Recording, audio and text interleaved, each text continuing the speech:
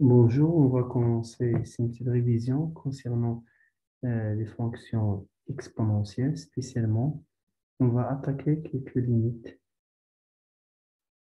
voilà, exponentielles.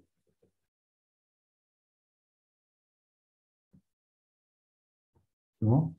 Je cherche par exemple à calculer d'abord la limite suivante au voisinage de plus l'infini, tout simplement pour accentuer quelques passages concernant les limites de référence de la fonction exponentielle. D'accord? Donc, ceci est égal. Donc, je vois clairement qu'on a ici une forme indéterminée, c'est plus l'infini plus moins l'infini, car l'exponentielle x il tend vers plus l'infini, et x tend vers plus l'infini avec ce moins, ça sera plus l'infini, moins l'infini, qui est forme indéterminée. Donc, je vois clairement que c'est ce moins qui a créé la forme indéterminée. Donc, je dois me débarrasser de ce moins, tout simplement en transformant cette différence en un produit, d'accord? Donc, l'idée consiste tout simplement à factoriser. Je factorise dans ce cas soit par x, soit par l'exponentielle x, ça revient au même. Donc, je peux factoriser par exemple ici par x, j'aurai 2 l'exponentielle x sur x moins 1 plus 3, car le 3 n'a pas créé aucun problème dans ce cas.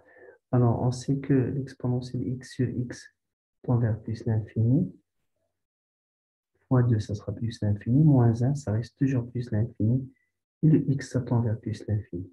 Plus 3, ça va donner plus l'infini, avec une justification, bien sûr, car calcul limite toujours accompagné par des justifications en utilisant les limites de référence, ou bien les limites usuelles, telles que celle-ci. La limite, c'est plus l'infini. C'est bon? Je passe encore à calculer notre limite. Voilà. La limite, par exemple, quand x tend vers plus l'infini de l'exponentielle x plus 3x, le tout sur l'exponentielle x plus 4x. De la même façon, j'ai ici plus l'infini sur plus l'infini, qui est forme indéterminée. Donc, le terme qui a créé cette plus l'infini, c'est l'exponentielle, car on sait très bien que l'exponentielle est plus fort que x au voisinage de plus l'infini. D'accord? Donc, l'idée consiste à factoriser par cette exponentielle afin de l'arracher de l'expression. C'est bon? Pour éviter cette forme indéfinie. Donc, ça sera 2 plus 3x sur l'exponentielle x. Voilà, donc dans ce type de limite, on doit factoriser par l'exponentielle x et non pas par x. Car si je factorise par x, j'aurai toujours une forme indéterminée, l'infini sur l'infini. Vous pouvez essayer ça, d'accord? Donc, j'aurai alors ici 1 plus 4x sur l'exponentielle x.